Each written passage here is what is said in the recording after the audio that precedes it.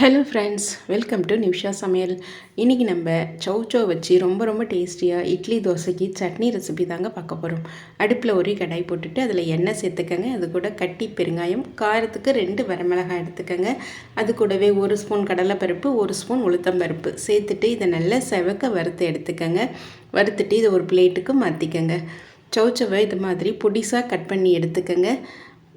நம்ம வறுத்த அதே கடாயில் சௌச்சோவை சேர்த்துக்கங்க. சௌச்சோவை சேர்த்துட்டு அது கூட ஒரு 7-8 சின்ன வெங்காயம் அது கூட சேர்த்துக்கங்க.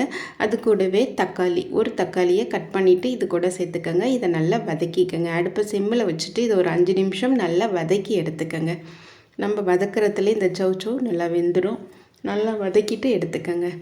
இப்போது நல்லா நமக்கு வதங்கி ரெடி ஆகிடுச்சு. இது கூட ஒரு கைப்பிடி அளவுக்கு கருவேப்பிலை சேர்த்துக்கங்க. கருவேப்பிலை சேர்த்துட்டு அது கூடவே கொஞ்சம் தேங்காய் துருவல் சேர்த்துக்கங்க.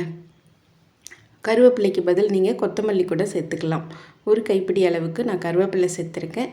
அது கூட கொஞ்சம் தேங்காய் துருவல் சேர்த்துட்டு இப்போ அடுப்பை நம்ம ஆஃப் பண்ணிடலாம். இதை நல்லா ஆற வச்சுடுங்க.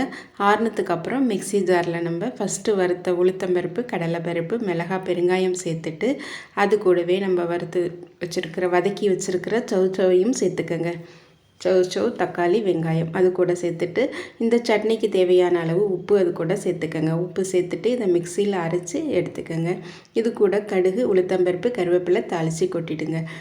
ரொம்ப டேஸ்டியான சௌச்சோ சட்னி இப்போது ரெடி ஆகிடுச்சு. இட்லி தோசைக்கு சைட் டிஷ்ஷாக தொட்டு சாப்பிட்றதுக்கு ரொம்ப டேஸ்டியாக இருக்கும். நீங்களும் ட்ரை பண்ணி பாருங்கள். ட்ரை பண்ணி பார்த்துட்டு எப்படி வந்துச்சுன்னு கமெண்ட்ஸில் சொல்லுங்கள். மறக்காமல் நிமிஷா சமையலுக்கு சப்ஸ்கிரைப் பண்ணுங்கள், லைக் பண்ணுங்கள், ஷேர் பண்ணுங்கள்.